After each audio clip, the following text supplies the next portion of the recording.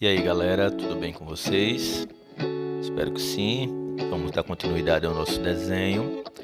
Então vocês viram que eu passei a primeira camada bem suave de sombra no nosso desenho e eu começo agora essa etapa espalhando essa sombra pelo papel, pela área do desenho. Então isso faz com que a gente retire as marcas, principalmente de contorno, que nós não vamos querer que apareça com tanta força ao final do desenho, tá?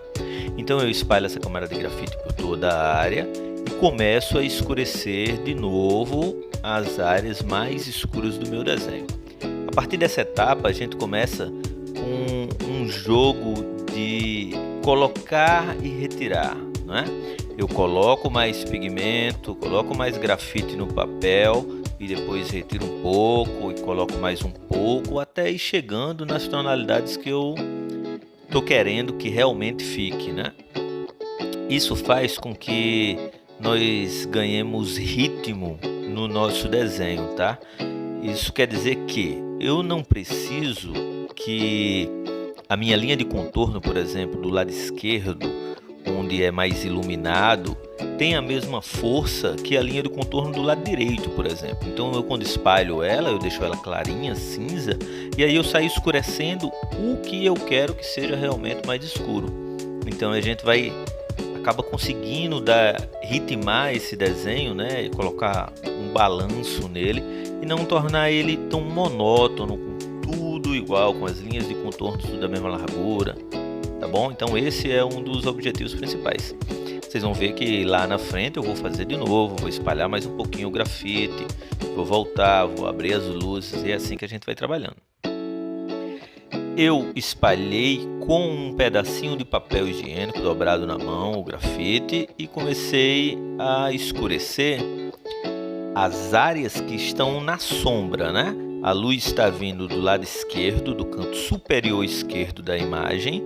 Então tudo que fica ao lado direito vai ter mais sombra, vai ter mais peso em nossa gradação, tá?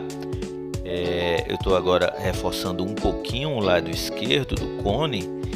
Vocês perceberam que o lado direito eu deixei bem mais escuro, bem mais firme essa linha, e vão poder perceber isso acontecendo durante todo o processo, tá?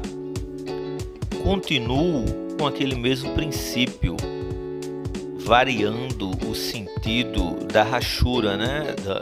Da minha linha no papel, né? Por vezes ela está na vertical, por vezes na horizontal, por vezes na diagonal, e eu vou criando também ritmo nessa variação, evitando que fique tudo do mesmo jeitinho, o que conferiria um clima mais monótono ao nosso desenho.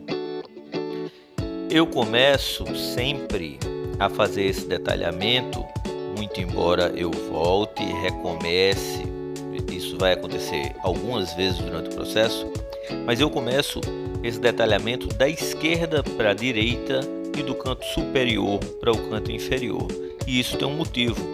Isso é porque a nossa mão, o apoio da nossa mão, fica do lado direito do nosso desenho. Então, se eu começo a colocar grafite na parte direita do papel e vou avançando para a esquerda, eu vou levando esse grafite. Então eu vou espalhando mais pigmento do que eu gostaria. Então, por esse motivo que a gente vem da esquerda para a direita, obviamente para quem é destro, não é? Que tem esse apoio do lado direito da mão, tá? Estou fazendo com a esfera agora a mesma coisa que eu fiz com o cone, ou seja, reforçando as linhas de contornos das áreas que ficam na sombra, mantendo um pouco mais claras o contorno da área que fica na luz, demarcando as sombras próprias e reforçando a sombra projetada. Em um outro vídeo mais adiante eu vou fazer isoladamente a esfera e só a esfera e só o cubo, para a gente discutir as partes dessa sombra, tá?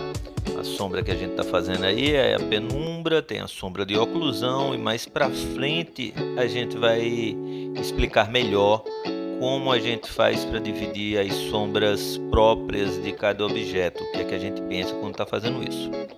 Já sobre as linhas, você pode perceber no cubo que a face, agora que eu reforcei a linha, ela é uma face que está virada para a luz, o que não aconteceu com o cone nem com a esfera. Mas isso tem uma razão de ser, é que quando nós colocamos uma linha, nós separamos um objeto do outro. Então, o meu cubo, que está na frente da esfera, com essa linha que eu coloco mais demarcada entre eles, eu acabo reforçando essa sensação de que um está na frente e o outro está atrás. Então, por isso que nesse lugar teve esse reforço da linha, o que não aconteceu com os outros objetos. Continuo reforçando, usando a minha rachura.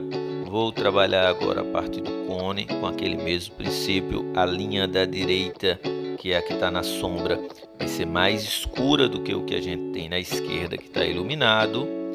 Vou trabalhar a sombra própria, delimitando, separando, qual a área de luz e qual a área de sombra do nosso objeto. No cone, nós já conseguimos ver isso com muita clareza, na esfera também. Agora eu começo a fazer isso no cilindro.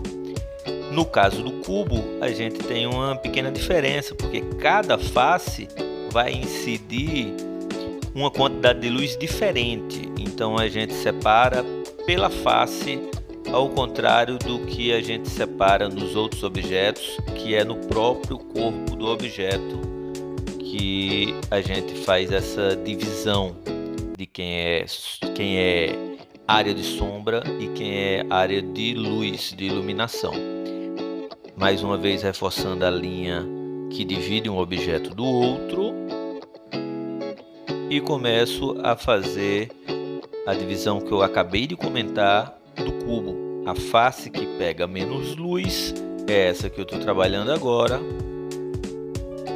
Então ela vai ser mais escura um pouco do que todas as outras.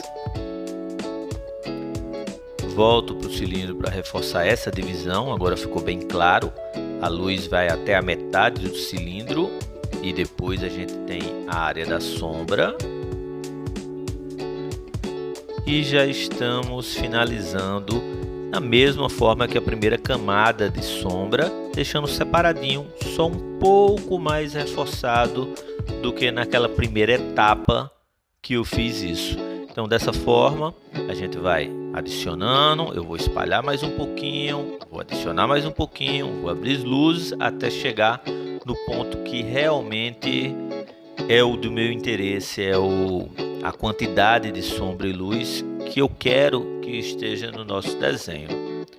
Então é basicamente isso. Vamos para a próxima etapa.